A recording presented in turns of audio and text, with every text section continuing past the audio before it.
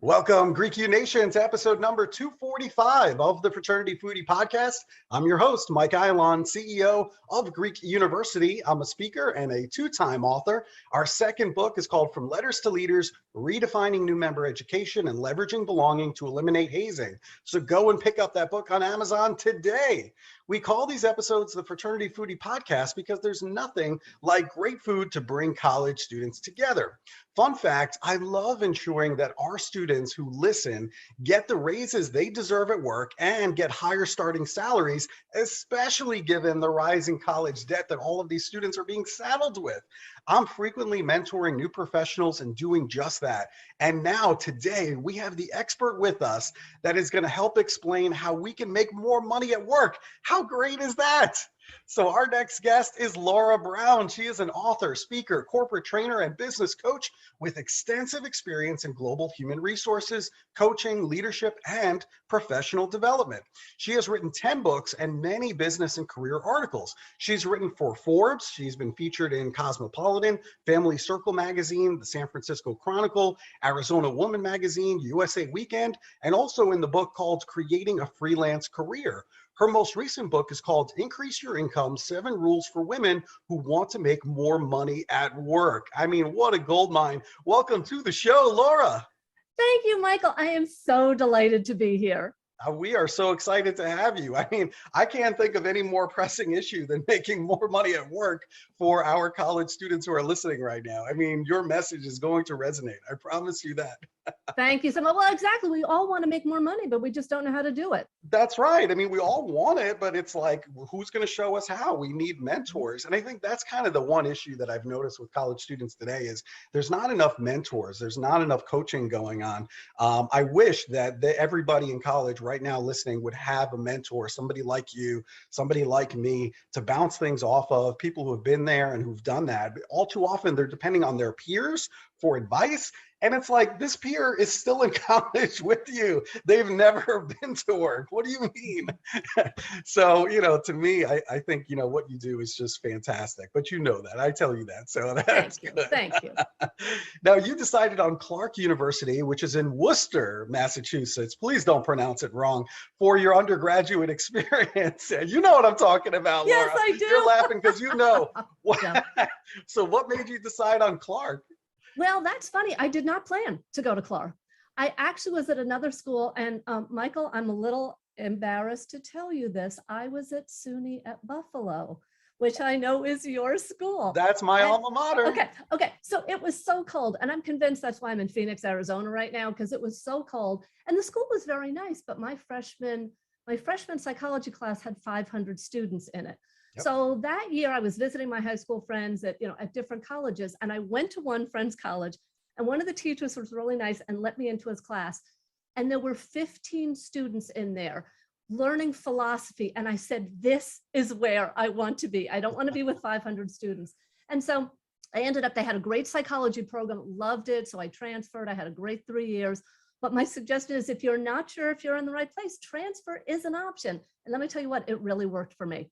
That's great. I'm so happy that you found your home. I mean, at the end of the day, that's what it's all about.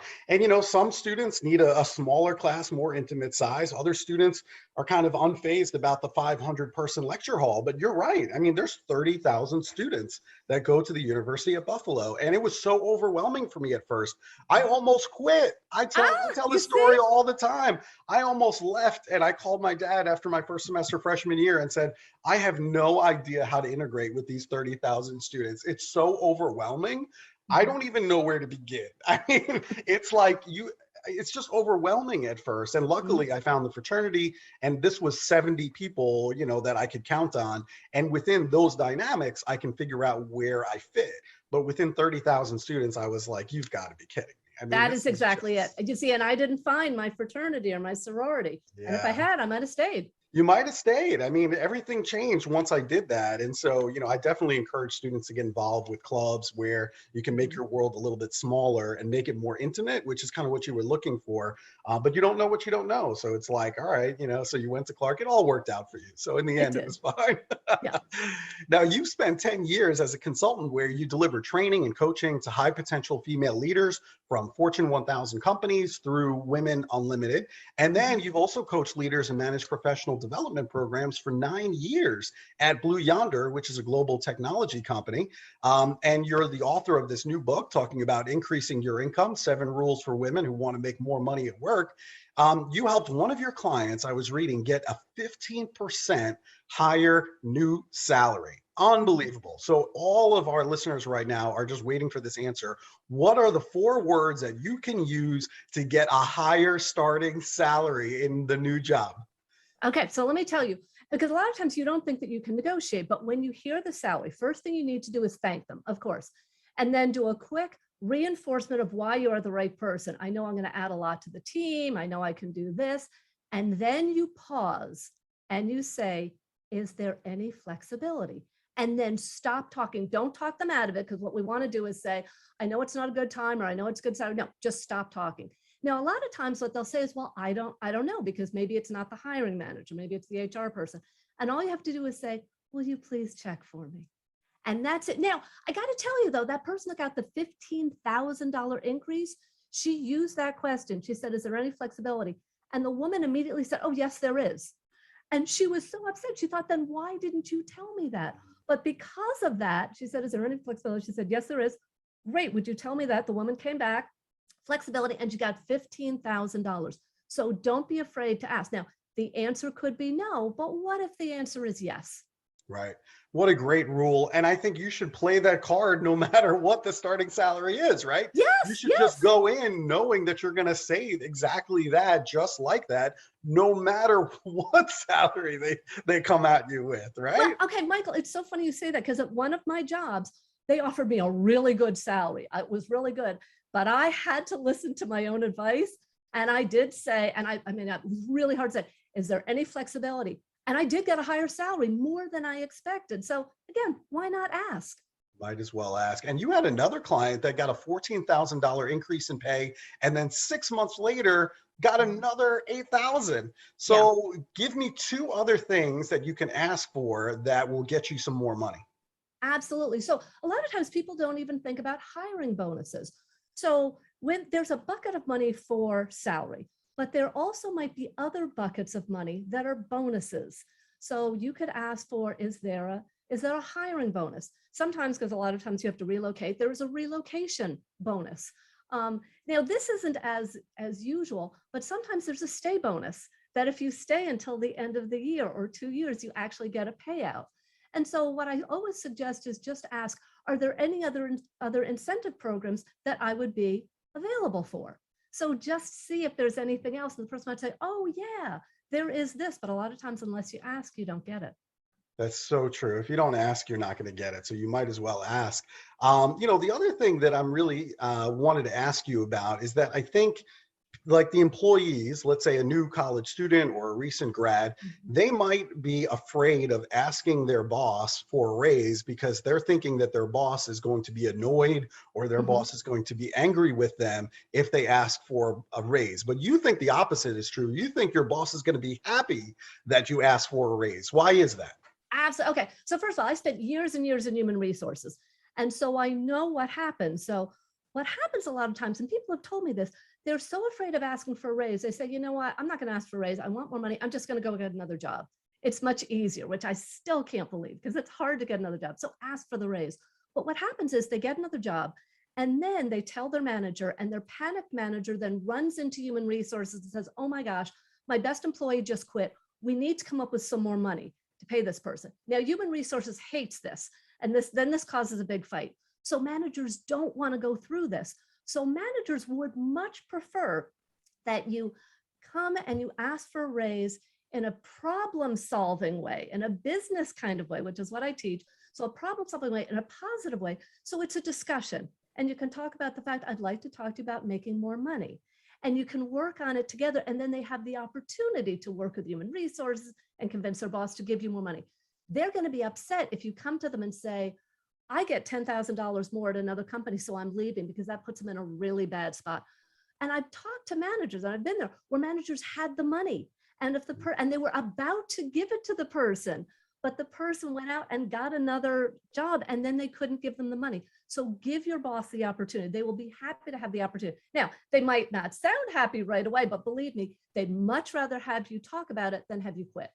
Yeah, I agree with that. And I also think they ultimately want to keep you if you're a good employee, because the costs of training somebody new, you have no idea what, the costs are in terms of time and resources to train a new employee. I mean, you're talking about probably 3 months of ramp up time in order to get an employee productive. So I would much rather keep an employee happy and give them a bonus rather than lose them and have to train somebody new. I'm telling you, it's a nightmare as a boss. So I agree with you. I think your boss will be happy that you asked for a raise. You're giving them the opportunity to keep you. And especially if you're a good employee, I think that's a wonderful thing. So I'm with you there completely. Now let's talk about the opposite, right? What are some ways to never ask for a raise? What are some things that will absolutely get you a no? Absolutely. So one of the first things you shouldn't do, and this sounds kind of funny, is you shouldn't say that you need a raise to pay your rent or your car payments or something like that, because your boss might feel bad for you, but that's not a good reason. One of the things I talk about is you have to build a business case, because again, it's not like your boss just has cash, in their desk to give you. They have to go convince their boss. They have to go convince human resources. They may have to convince a compensation committee. So they can't just say my employee's rent is going up. Instead, you need to talk about what you've done, what you can do, what you're bringing, and there's the whole way to build a business case. So don't do that. The second thing you don't want to do is don't get emotional, because the boss doesn't want that. Again, you need to take a look at this as a business issue. Just like if you had a project that needed more budget and you talk to your boss, you don't burst into tears because of that. No, or you don't get upset about it. You just talk about it. So don't get emotional. And then finally, never threaten to quit. Okay, because there are plenty of bosses who will just say, well, the door's there, don't let it hit you on the way out. So never do that. Even if you're thinking I might quit, don't let that slip. So those are things you should never do. Yeah, if you tell me that you're going to quit, that tells me you have 1 foot out the door. So at that point, I'm Exactly. like, all right, well, listen, if you're going to try to blackmail me or something like that, that's not going to work. There's the door. I mean, it is what it is. But I like what you said about building that business plan or that business case for a raise, because I think you should all employees should know what their value is.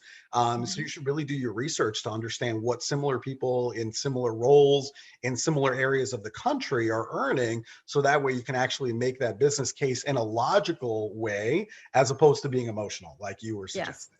Now, I do have to add something like that, because again, being in human resources, and I have done the research, and there's plenty of places to do good research, and I highly recommend it, just like you said, Michael. But don't be surprised if then like the HR person or the manager says, that's great, but that's not what we're paying for this job. And so don't be afraid to hear no. One of the things I talk about is no doesn't mean no forever. That story before where the person got the $14,000 raise, they at first heard no.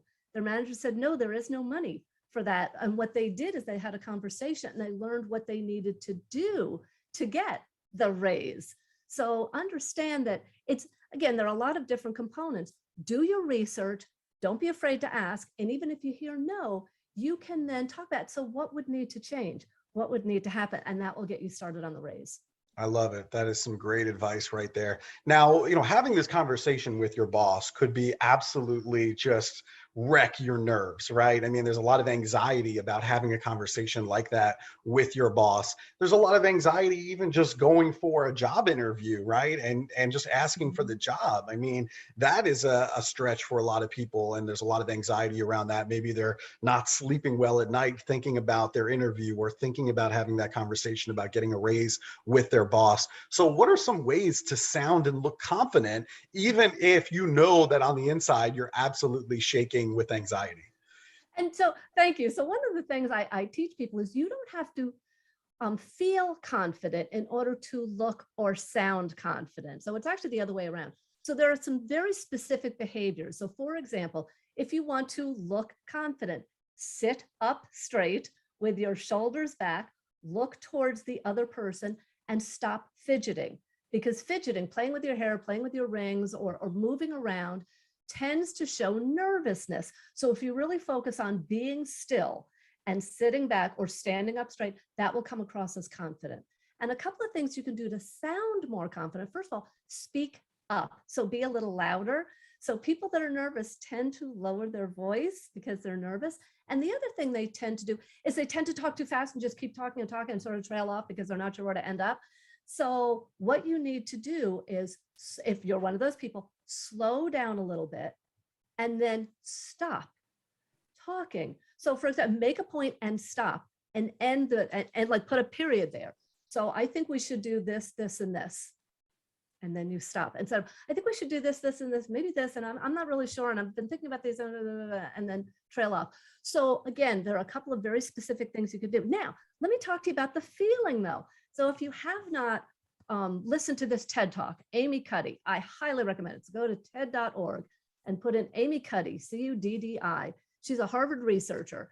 And basically the talk is all about how your body affects your mind, how your mind affects your body. And the bottom line is, she says, if you stand in the Superman pose or the Wonder Woman pose for 2 minutes, you actually increase your confidence. Now, there have been questions about the research, but I absolutely believe it. When I coach people on presentation skills, I say, run into an open conference room or whatever, where nobody is, and stand there for 2 minutes like Superman or Wonder Woman, and stand open or put your arms out, and you will tend to feel more confident than if you're sitting there scrunched over your phone, making yourself small. That tends to make you feel less confident. So again, just a couple of tips, but really focus on the look and the sound. Great tips. And really what you're talking about are some of those tells that will tell somebody that Yes. you're nervous, right? You're talking about the fidgeting with the hair. You're talking about speaking very quickly. I was just watching last night a new episode on Netflix, new show that's called BS, but you fill in the full the full word. And basically it's a game show that's hosted by Howie Mandel, which is very famous from various game shows and live TV. And basically, it's, you have to answer these trivia questions. And if you don't know the answer, it's okay for you to basically BS it. And if the people can tell that you're BSing up there, then they can call you on it and say, I call BS, right? So it's a really interesting, and it kind of goes to exactly what you're talking about. They're looking for the fidgeting of the hair. They're looking for somebody who speaks really quickly to get to the end of their explanation on why they chose that answer. And it's a fascinating show. So I think you would love that show. Definitely take a look at that. Out. Check it out. It's on It. Netflix. Yes. It's called BS, but it's the full word. I'm not yeah, gonna say okay. I'll find it. But you'll find it on Netflix. Just type that in and you'll find it. And I think it goes right to what you're talking about there. So that's great stuff right there. So what should our listeners do if they don't feel like they're being heard at work? Okay. And so one of the things I talk about, and actually I have a book on this, is communication languages. So my book is Why Can't You Communicate Like Me? How Smart Women Get Results at Work. And by the way, some of the books I've written are for women, but it works exactly the same for men. So like Increase Your Income was written for women because studies show women won't ask for money and men are more likely to, but again, men use my stuff. So the idea about getting heard is you need to speak in other people's languages. So for example, if a friend of yours spoke Spanish or Chinese, you'd pick up a couple of words, right? But we expect people to listen to our languages.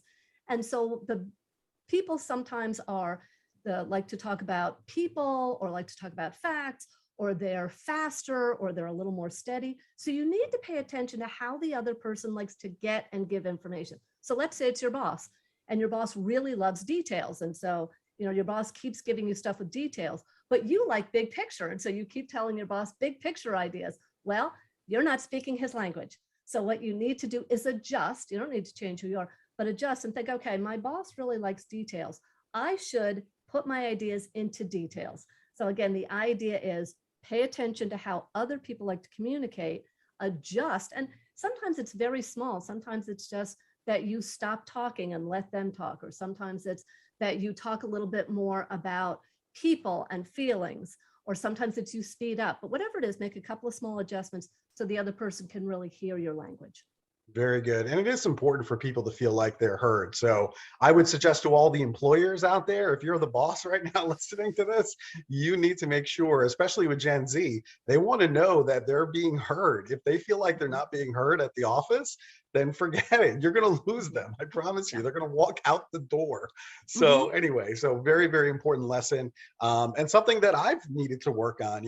I realize as the boss sometimes it's important for me to listen to all of my employees and get their feedback. And you know what? I think now today, I'm better because of it. I recognize that I can't see everything. My employees have different viewpoints than I do based on their background, based on their upbringing, all of these things. And they bring all of these very different lenses to the table. And so our company is better because I'm listening to what they have to say. And a lot of times they bring things to my attention that I never would have seen. So I'm very aware that I have blind spots, believe me, painfully aware. And I count on my employees to tell me when I'm missing something like, Mike, you're not seeing this. I need to bring this to your attention. And so, over time, I've become a better boss because I do hear my employees, but I had to work on it. Like, I'm not, you're not born, with these skills, right? So you have to learn them, sometimes the hard way. But I learned and I'm better today. So that's Yeah, good. but good for you that you're willing to learn. Believe me, I have worked with a lot of managers that are not necessarily interested or willing to learn, but you are. I think that's Um, terrific. I'm very open to it. I'm a lifetime learner, Mhm. completed the master's degree. Now I'm looking at PhD programs. I'm going to be learning for the rest of my life. Okay. Good for So, you. yeah. So the more I learn, the more I realize I don't know. So true. So, So true. so that's fine. One other thing I wanted to ask you about that I think is really important. Give us some tips to a happier you, and why does happiness matter? Yeah. So it's interesting. I actually give presentations to companies on how to be happier at work. And one of my favorite books is by Sean Achor. It's called The Happiness Advantage. And there's plenty of books out there on happiness, but this is the reason why I like this one. It's based on research. So I want to know what all the research says. And basically, if you net it all down, the research shows that happier people are more successful. Happier people do better. And you can choose happiness. It doesn't just happen. You actually have to make some choices and take some actions. And one of my favorite, very, very small things you can do every day, and this is what I do every day, is in the morning, I write down 3 things that I'm grateful for, but it has to be 3 different things. I can't just keep repeating the same things over and over again. So I look for 3 things I'm grateful for. And sometimes it's something very small. It's the flower that's growing outside my house. And then the other thing I do at the end of the day is I reimagine, I remember one really good thing that happened during the day, and I write that down. And so what happens is I had something good during the day that happened. Maybe I got a great email from somebody and somebody was really happy. And then by remembering it again, I get sort of a double dose of happiness. So those 2 very small things can actually help you to be happier. Yeah, we can spread happiness. When I Mhm. come home from a work trip and I've been speaking on the road for like a week straight, I can walk in the door and greet my family like, oh, I'm so tired. Like it took me, a full 12 hours to get home, through the airports, and it was a terrible experience. And this, Mhm. and complain about, wearing masks or whatever. I can choose negative and I can greet my family with that negative after not seeing them for a week. Or Mhm. I can choose positivity and I can walk in the door with a big smile on my face, can't wait to hug my wife and kids and ask them Mhm. how their week has been and be happy to see them and tell them about all the fun things that happened instead of focusing on a couple of negative things that really bummed me out that day. So you can choose happiness and you can spread happiness. And so Mhm. I want our student leaders right now to understand that when they walk into that chapter meeting room with their fraternity brothers or sorority sisters, you can choose happiness or you can choose something else, and that's going to spread to the entire organization. And one thing that I would love to see happen more often, and I've seen it in some of the fraternity and sorority meetings at the end, is for members to talk about something that went really well for them, something that they are grateful for that week. Mhm. And also if they're open to it, and not forcing anybody to do it, but if they're open to it, something that they're struggling with this week. And Mhm. they would be really impressed to see how many other brothers or sisters will come up to them and offer them additional resources, or even Mhm. just a shoulder to cry on if that's what they Mhm. need, to offer that support. And I think by opening up, by being vulnerable, by sharing what you're grateful for, and also what you're struggling with, I think that vulnerability ultimately bonds us together. And I think that's what makes a great speaker, is somebody who's willing to be vulnerable up on stage and kind of talk about, here are some things that didn't go right. And the audience is going to really grab onto that and be like, you know what, I felt that way one time too. So that is ultimately what they pick up on. But I do love, talking about what you're grateful for. I think if everybody practices that and does those 3 things every single day, you're going to have a much better outlook on life, because, hey, we woke up today, our eyes opened up, and we're here. Yes. I have running water outside in my bathroom. I can flush the toilet. I have food in the fridge. I mean, like right now, especially, you look at Ukraine and other places around the country, they don't have these things. They're literally carrying backpacks with everything they have in existence. Okay. So we are very privileged here in the United States, especially those that are on college campuses right now, going to an institution of higher education. How fortunate are we? And what is our obligation to give back to those who are less fortunate? And that is really what I want to leave people with. I want you to think about, what is our obligation? Because we are here. How are we going to leave our communities a better place? Because there are a lot of communities around college campuses that are struggling right now, and they can use your help. So something for them to think about. Yeah, that's so powerful. And again, it's all about your perspective. And I love the fact that you turned it around and remind us, the fact that we have running water, a lot of places don't. And so we should just remind ourselves and then see how we can help others. That's so powerful. Yeah, something to think about today. And I hope that people will take that and run with it today and do some good out in the world, because they listen to your interview, Laura. So I really appreciate you. I mean, what you're doing is so, so important right now. More than ever is it important. So thank you so much for the work you do. I really appreciate it. Thank you. Of course. And to our listeners, I hope you enjoyed this conversation with Laura Browne. Hey, one thing before you go, Laura, if our listeners, if they want to, a couple of things. Number one, we do love good food here at Fraternity Foodie, right? Yes. I almost forgot to talk about food. So the next time that I'm in Phoenix, Arizona, where should I go in order to get a great meal? Okay, so this is really easy because my cousin is a James Beard award-winning chef, and he owns a number of restaurants. So I highly recommend Pizzeria Bianco, which, by the way, has been mentioned to be the best pizza in the US. Now, I know everybody has their own favorite kind of pizza, but it has been listed as the best pizza in the US. If you come here, well, let me know. I'll take you there. I'll get a reservation. But you can go get the margarita pizza, which is a lovely cheese and sauce. But if you go for the Rosa, which is so unusual, it's a white pizza with local pistachios, because they know the farmers and they have a lot of fresh food, local pistachios and red onions. It's amazing. And then afterwards, have the flourless chocolate cake, which is a wonderful blend. It's like fudge and cake at the same time. It's fabulous. So I highly recommend that. Well, now you're making me hungry, and I do love pistachios. I've just never had the pistachios on a pizza. Yes, now, it's but highly I love unusual. them separately. So I guess together, that probably sounds delicious. So I'm going to take you up on that. The next time I'm in Phoenix, I'm calling you so we can make a reservation and get some pizza. Let me know. All right? Sounds good to me. That sounds really good. But I am a New Yorker. So just understand, I was born in Manhattan, so I know good pizza. And so this better stack up. If it doesn't, Michael, I'm going to call you on. I'm going to call you on it. I'm going to say, I'm a New Yorker too. So I still think it is the best pizza around. So you right. come on down and we'll show you. I'm going to trust you on that. Okay. So if our listeners, if they want to buy any of your 10 books, maybe they want to take some of your courses, maybe they want to get some one-on-one coaching. I think maybe you have a discount for our listeners who stayed till the end. So where should they go to connect with you, and how can they get a special price on some of your products? Well, if they want one of my books, they can just go to Amazon, Increase Your Income. I also have a version fiction called A Salary Cinderella Story, or How to Make More Money Without a Fairy Godmother, because I thought it'd be more fun to actually tell it in a story. So you can go to Amazon, but go to my website, Career Tips for Women. And if you go there, you get a 20% discount on any of my classes. I have a class on confidence. I have classes on how to get a raise at work, how to get a better starting salary. And actually, there's a freebie.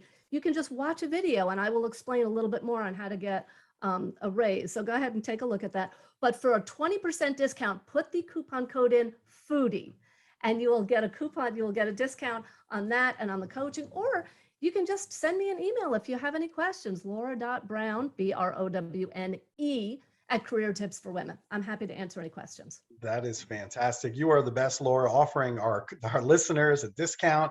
I'm going to put that in the show notes so that way if people want coaching, if they want to take your courses, just use that code Foodie and you will get a 20% discount. You are the best, Laura. What can I say? Thank you, Michael. It's been so fun. I look forward to seeing you in Phoenix sometime. That sounds like a deal to me. And to our listeners, if you enjoyed this talk with Laura, make sure that you like it. Make sure that you share it with other college students that are looking to make some more money at work, which I know is everybody in your fraternity, everybody in your sorority. Let's be real now. And so we hope to see you on another episode of the Fraternity Foodie Podcast. Thanks so much for joining us, and we are going to see you next time.